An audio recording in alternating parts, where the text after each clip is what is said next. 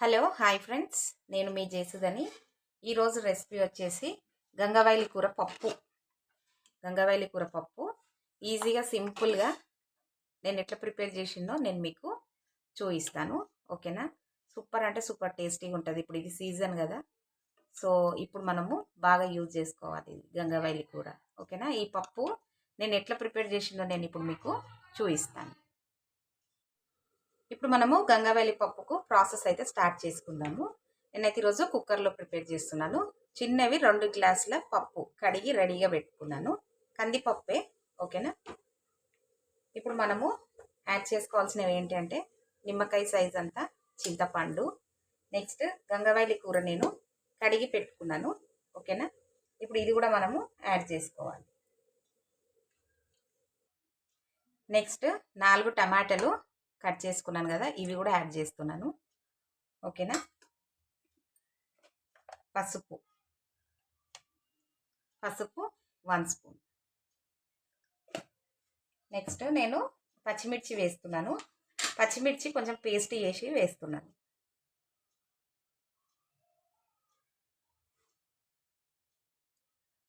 కొంచెం మీరు మీ టేస్ట్కి తగ్గట్టుగా వేసుకోండి కారము.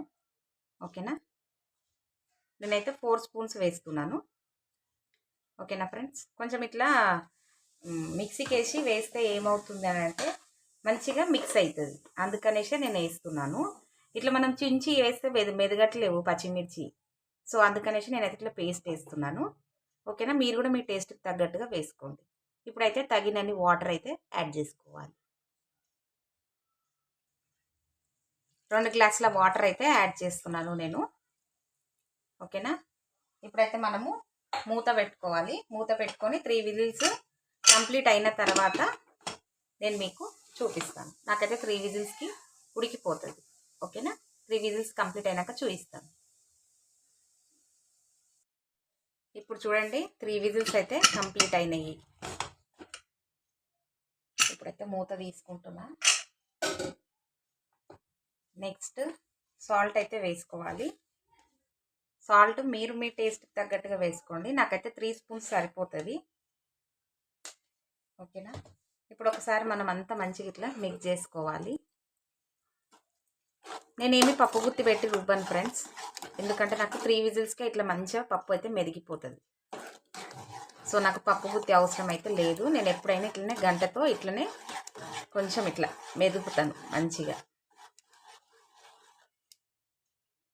ఇప్పుడు చూడండి, ఇట్లా మంచిగా కొంచెం వాటర్ వేసి ఇట్లా మంచిగా కలుపుకున్నాను. పప్పు ఈ విధంగా ఉంటే చాలు. గంగవాయిలి పప్పు చాలా బాగుంటుంది ఫ్రెండ్స్. మీరు కూడా అందరూ నేను చెప్పినట్టు ట్రై చేయండి. సూపర్ అంటే సూపర్ టేస్టీగా ఉంటుంది.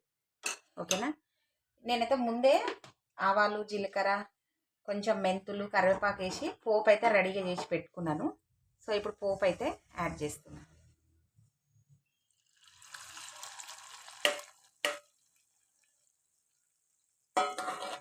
పోపు అయితే మీకు తెలుసు కదా, సో అందుకనేసి నేను ముందే రెడీ చేసి పెట్టుకున్నాను. ఇప్పుడు ఒకసారి అంతా మంచిగా మిక్స్ చేసుకుందాము.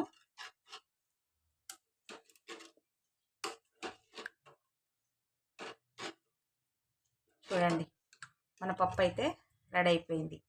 ఓకేనా? తినడానికి రెడీగా ఉన్నది. సో మీరు కూడా ఈ ప్రాసెస్ ఇలా చేస్తే మీ ఫీడ్బ్యాక్ అనేది నాకు కామెంట్ సెక్షన్లో తెలియచేయండి. లైక్ చేయండి, షేర్ చేయండి, సబ్స్క్రైబ్ చేయండి. Thank you for watching.